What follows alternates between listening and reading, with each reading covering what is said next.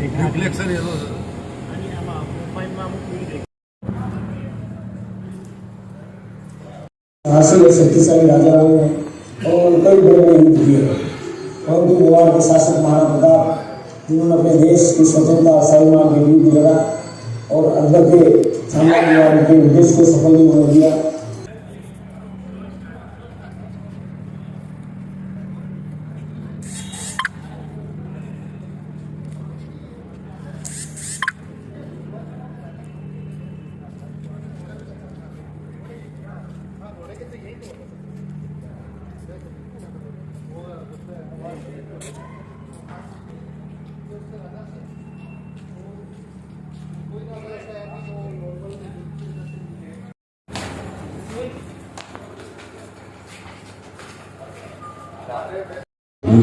इनके साथ कंधे से कंधा मिलाकर चली।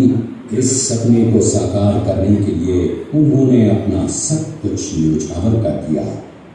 18 जून 1576 ईस्वी को हल्दी घाटी का घमासान युद्ध हुआ था।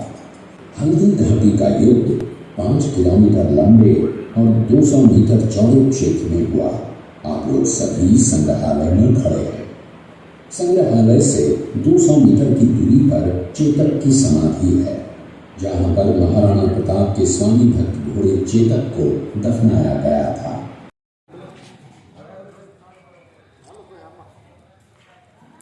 यहां से 2 किलोमीटर की दूरी पर हल्दी घाटी दर्रा है।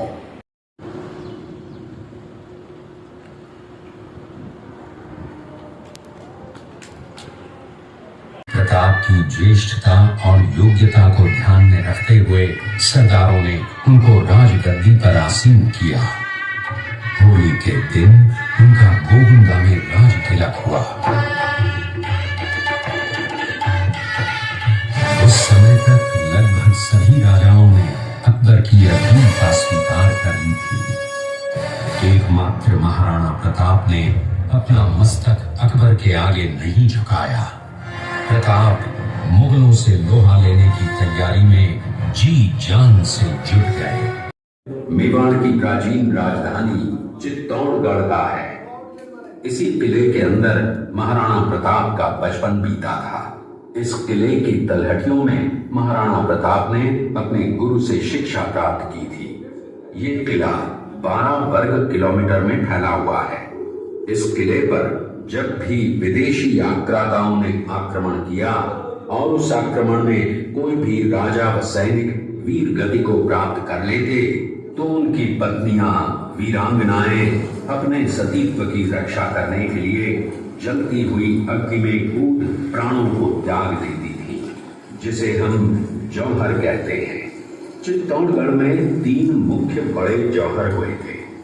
प्रथम जौहर 1303 ईस्वी में रानी पद्मिनी ने 16,000 स्त्रियों वीरांगनाओं के साथ जौहर किया था, सिर्फ अल्लाउद्दीन खिलजी के कारण।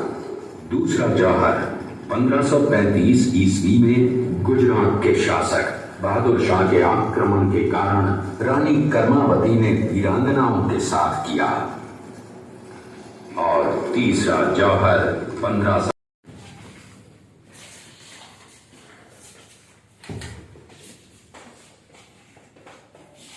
आप लोगों ने चित्तौड़गढ़ का दृश्य देखा। उसी किले के अंदर की ये घटना है। मेवाड़ की एक ऐसी मां थी जिसने अपने पुत्र का बलिदान देकर राजवंश की रक्षा की थी। उस मां का नाम पन्नाधाय था। पन्नाधाय जाति से गुर्जर थी। वो एक राजकुमार की धाई मां थी। दूसरी तरफ हाथ में तलवार लिए खड़ा ये बनवीर सिंह एक दासी पुत्र है। ये कुंवर उदय सिंह की हत्या करके मेवाड़ की राजगद्दी प्राप्त करना चाहता था। एक रात्रि बनवीर सिंह को मौका मिला। वो राजकुमार उदय सिंह के बड़े भाई विक्रमादित्य सिंह की हत्या करके राजमहल की तरफ आगे बढ़ा। इसकी सूचना पन्नाधाय को लग गई। कुछ समय तक पन्नाधाय चिंतित हुई। तभी पन्नाधाय ने अपने पुत्र चंदन को राजसी कपड़े पहनाकर पलंग पर सुला दिया और उदय सिंह को एक टोकरी के अंदर छिपाकर पत्तों से ढक के महल के बाहर निकालकर गुप्त रास्ते से कुंभलगढ़ भेज दिया। बनवीर सिंह जब तलवार लेकर राजकक्ष में आया तो उसने पन्नाधाय से कड़क आवाज में उदय सिंह के लिए पूछा तो पन्नाधाय ने चंदन की तरफ इशारा किया। बनवीर ने चंदन को उदय सिंह समझकर चंदन की हत्या कर दी और ये समझने लगा कि मैंने राजकुंवर उदय सिंह को मार दिया। वही राजकुंवर बड़े होकर राजा बने और अपने नाम का उदयपुर नगर बसाया जो यहाँ से 40 किलोमीटर दूर है, और उन्हीं के पुत्र महाराणा प्रताप हुए जिन्होंने हल्दी घाटी का युद्ध लड़ा, और आज हम लोग उनका इतिहास यहाँ पर देख रहे हैं। ये घटना महाराणा प्रताप की वीरता को दर्शाती है। एक समय नरभक्षी बाघ का आतंक छाया हुआ था। महाराणा प्रताप ने उस बाघ का शिकार कर उस बाघ को मार डाला। ये घटना महाराणा प्रताप की वीरता की प्रतीक है।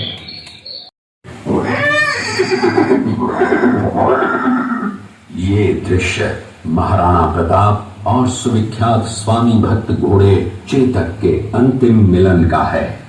हल्दी घाटी युद्ध के बाद चेतक घोड़े ने 22 फीट के एक बरसाती नाले को पार किया। ये उसी समय का दृश्य है। पास में खड़े महाराणा प्रताप के छोटे भाई शक्ति सिंह हैं, जो पहले मुगल सेना में थे। बाद में वो महाराणा प्रताप की तरफ आए, माफी मांगी और अपना घोड़ा महाराणा प्रताप को दिया। अपनी प्रतिज्ञा का पालन करते हुए महाराणा प्रताप ने प्रतिज्ञा की थी कि जब तक अपनी मातृभूमि को शत्रुओं से मुक्त नहीं करा लेता, तब तक न तो मैं महलों में रहूंगा, न किसी धातु के पात्र में भोजन करूंगा, न किसी गद्दी के बिछौने पर सोऊंगा।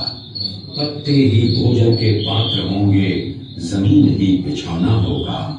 इस प्रतिज्ञा का पालन उन्होंने 21 वर्षों तक जंगल, अपने 12 वर्षों तक अपनी सेना को संगठित किया, सैन्य शक्ति को बढ़ाया और मेवाड़ मातृभूमि को आजाद करवाया।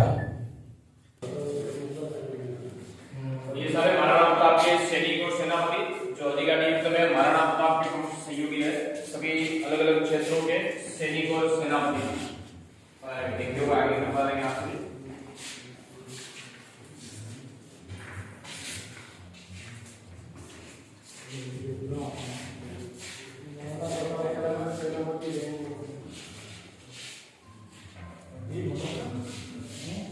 आएंगे आगे की तरफ बता देंगे आप सभी।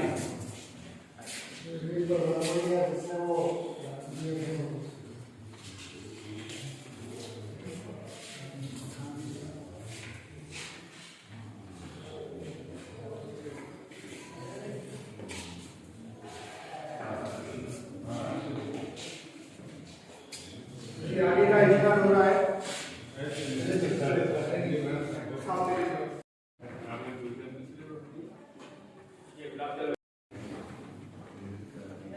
गुलाब जल तैयार। हाँ, ये गुलाब जल तैयार करना प्लांट है, चित्री गुलाब जल रोज वाटर बनाना चित्री गुलाब।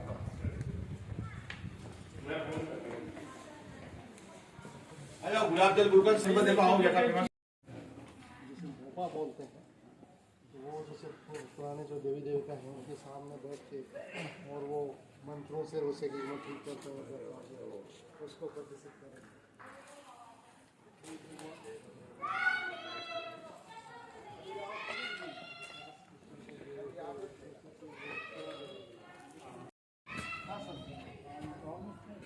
ये वाले जो है सर ये सेल्फ इंटेग्रिंग बॉटम में कट्टा बांध देते हैं मामूली, या उसे कोई और जैसे वहाँ जाएंगे तो उसमें ये ऊपर चला जाएगा और वो दूसरी रस्सी है वो वहाँ जाएगी, मुंह वहाँ खुल जाएगा। अच्छा, तो बैल आगे जाते हैं तो अपने आप वहाँ खुल जाता है, पानी वहाँ खुल जाता है, फिर वापस आगे मिल जाता है।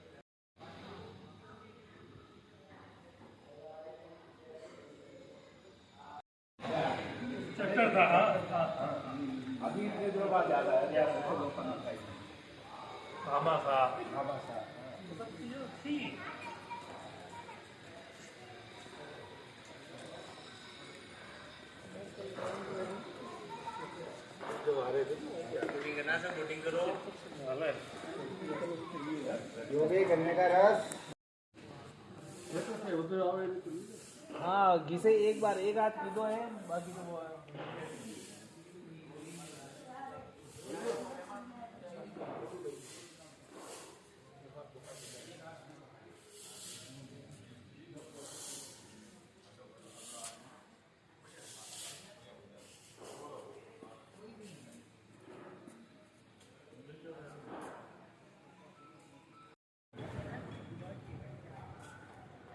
इतिहासकारों ने इस तराई को रक्त तराई का नाम दिया।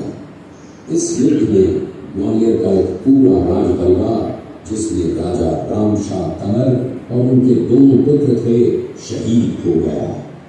यहीं पर एक बगीचा बनाया हुआ है और जो इस युद्ध में शहीद हुए थे उनके स्मारक इसी बाग में बने हुए हैं। इस लड़ाई की विस्तृत जानकारी आपको फिल्म के द्वारा दी जाएगी। आप जब इस कक्ष में सब कुछ देख चुके होंगे तब ये फिल्म ऑनलाइन और साउंड शो शुरू होंगे। तब तक के लिए धन्यवाद।